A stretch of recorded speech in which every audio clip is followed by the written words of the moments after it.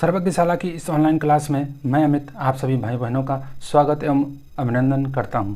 क्या है चराई देव मोइदाम, जिसकी चर्चा आज भारत ही नहीं बल्कि विश्व में की जा रही है, क्योंकि यूनेस्को की वर्ल्ड हेरिटेज साइट जो होती हैं उसमें इसको मान्यता प्राप्त हुई है।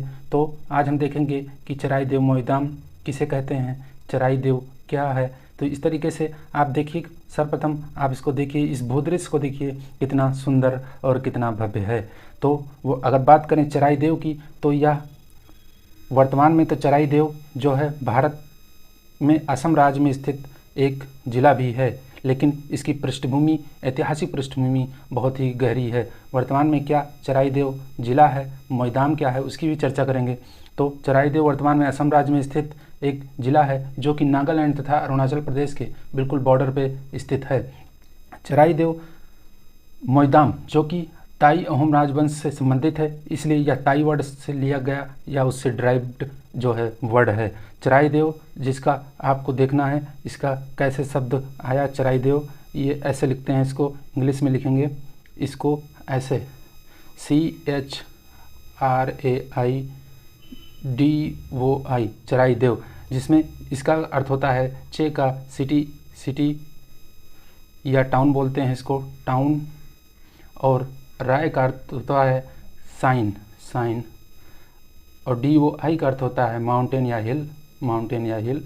तो इस तरह से चराई देव का जो शाब्दिक अर्थ होता है वह होता है अ shining town situated on the हिल या माउंटेन, यानी एक पहाड़ी पर स्थित एक नगर जो चमकता हुआ नगर है। तो चराई देव का अर्थ क्या हो गया, पहाड़ी पर स्थित एक चमकता हुआ नगर। और बात करें मोइदाम की तो यह भी ताई वर्ड से लिया गया, जिसको ऐसे लिखते हैं मोइताम, जिसका अर्थ होता है to bury and the spirit of dead, यानी मृतकों को दफनाने की जो परंपरा है उसको मोइदाम बोलते हैं। कैसा है यह आप अपने स्क्रीन पर बिल्कुल देख रहे होंगे, कितना भव्य और कितना दिव्य दिख रहा है। इसकी जो सबसे खास बात है, हालांकि यह बिल्कुल स्तूप की तरह दिखता है, स्तूप आप देखे होंगे उसी प्रकार का यह दिखता है, परंतु इसकी जो खास विशेषता है वह कि स्तूप के ऊपर ये एकदम ज़मीन है और ज़मीन पे कितनी बढ़िया घास वगैरह इस पर लगी हुई हैं। लेकिन अगर नीचे इसमें बात करें तो ये मेहराबदार ऐसे रास्ते गए हैं जो नीचे दरवाजे से एंट्री करते हैं, और अंदर बिल्कुल कमरे बने हुए हैं, रूम की तरह कक्ष बने हुए हैं, और ये जो सेंट्रल का भाग होता है यहीं पर मृतकों को दफनाया जाता था।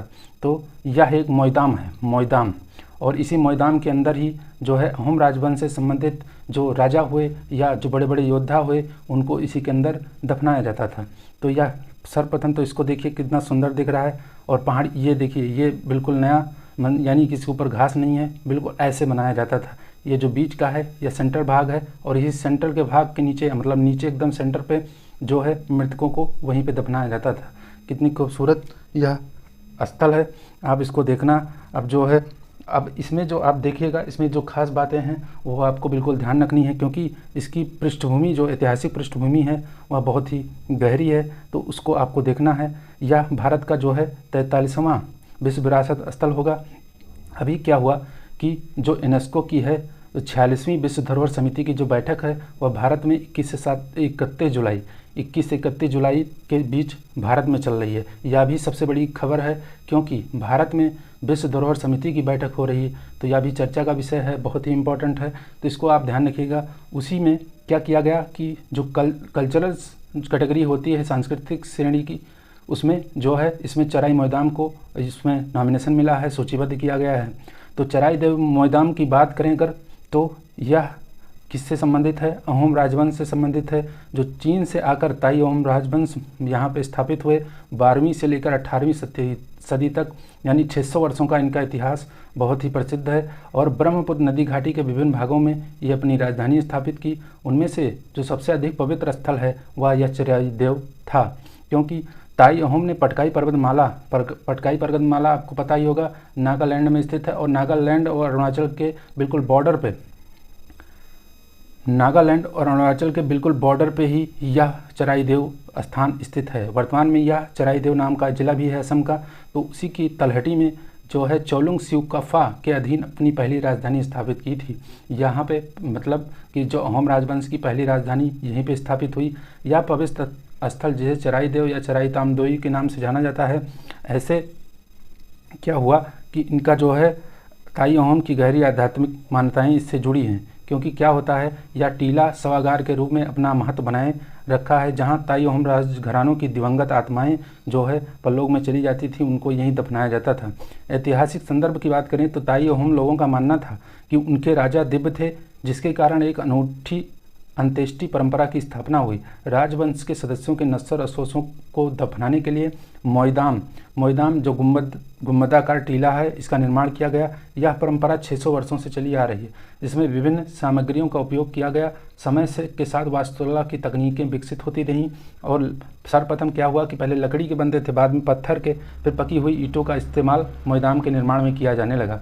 यह सावधानीपूर्वक की जाने वाली प्रक्रिया थी, जिसका विवरण चांगरुंग फुकन, ये बहुत महत्वपूर्ण पॉइंट है, चांगरुंग फुकन, जो कि ताई अहोम का एक पवित्र ग्रंथ भी है, पवित्र और प्रमाणिक ग्रंथ है चांगरुंग फुकन। यह क्या है? पवित्र ताई अहोम का प्रमाणिक ग्रंथ है और इसी में इसकी चर्चा की गई है। शाही दाह संस्कार से जुड़ी रस्में बहुत भव्यता के साथ आयोजित की जाती थीं, जो ताई अहोम समाज की पदानुक्रमित संरचना को दर्शाती है। इसकी अगर वास्तुकला की विशेषता देखें तो वास्तुकला विशेषता में क्या, मोइदाम में विशेष गुंबददार कक्ष होते हैं जो प्रायः 2 मंजिला होते हैं और जिन पर मेहराबदार, अभी हमने जो है आपको रास्ता दिखाया कैसे रास्ते बने हुए हैं, उनके द्वारा इन कक्षों तक पहुंचा जाता है। और कक्षों में बीच में उभरे स्थान बने होते हैं जहां पे मृतकों को उनके शाही चिन्हों, हथियारों और निजी सामानों के साथ दफनाया जाता था। इन टीलों के निर्माण में ईंटों, मिट्टी तथा वनस्पतियों की परतों का इस्तेमाल किया गया, जिससे यहाँ का प्रदेश सुंदर पहाड़ियों में जो है बदल गया। और इसकी बात करें तो यह इसकी ऐतिहासिक पृष्ठभूमि थी, आपको बिल्कुल ध्यान रखना है। और चराई इस समय ये कौन सी साइट होगी? वर्तमान में अगर देखें भारत की, यह 43वीं यानी 43rd वर्ल्ड हेरिटेज साइट होगी। अब 43 साइट है भारत में, तो आपको इसको ध्यान रखना है, क्योंकि इसमें 3 कैटेगरियाँ हैं वर्तमान में। क्या क्या कैटेगरी हैं? जिसमें एक है नेचुरल, प्राकृतिक साइट हैं, नेचुरल साइट्स हैं, और एक है मिक्स्ड यानी प्राकृतिक और कल्चरल का मिक्सचर है, मिक्स्ड है, और एक है कल्चरल। तो इन कैटेगरी में आपको ध्यान रखना कौन कितनी साइट किस कैटेगरी में है। तो नेचुरल में बात करें तो 7 साइट हैं, और मिक्स में एक है, उसका नाम है कंचनजंगा मिक्स्ड में है। और कल्चरल की बात करें तो बचा हुआ 35 जो स्थल है वह कल्चरल में है। आपको यह ध्यान रखना है कि इन 7 नेचुरल साइट्स में 2 पहले से ही असम राज्य की 2 साइट शामिल हैं। वो कौन कौन सी हैं? काजीरंगा नेशनल पार्क है, काजीरंगा नेशनल पार्क, और दूसरा है मानस नेशनल पार्क। तो ये 2 साइट्स जो प्राकृतिक श्रेणी की हैं, ये असम की पहले से ही इसमें शामिल हैं। कंचनजंगा मिक्स कैटेगरी में है, और कल्चरल में 35 साइट्स हैं। जो लेटेस्ट साइट शामिल हुई थी 42वीं, वह होयसला के मंदिर जो कर्नाटक में स्थित है, होयसला के मंदिर समूह 42वां इनको शामिल किया गया था। और जो 41वां था वह शांति निकेतन वेस्ट बंगाल का संस्थान, उसको शामिल किया गया था। अगर 40वें की बात करें तो धौलावीरा, जो कि आप सिंधु घाटी सभ्यता की बहुत ही प्रचलित और महत्वपूर्ण साइट्स थी, धौलावीरा थी 40वीं। तो इस तरह से आपको ध्यान रखना है। कुल 43 हैं, जिनमें से नेचुरल 7 हैं, मिक्स 1 हैं, और 35 जो है कल्चरल साइट्स हैं।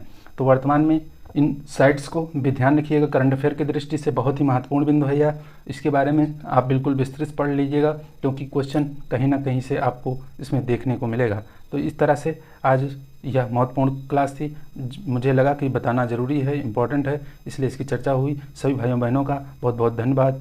राधे राधे, जय श्री कृष्णा।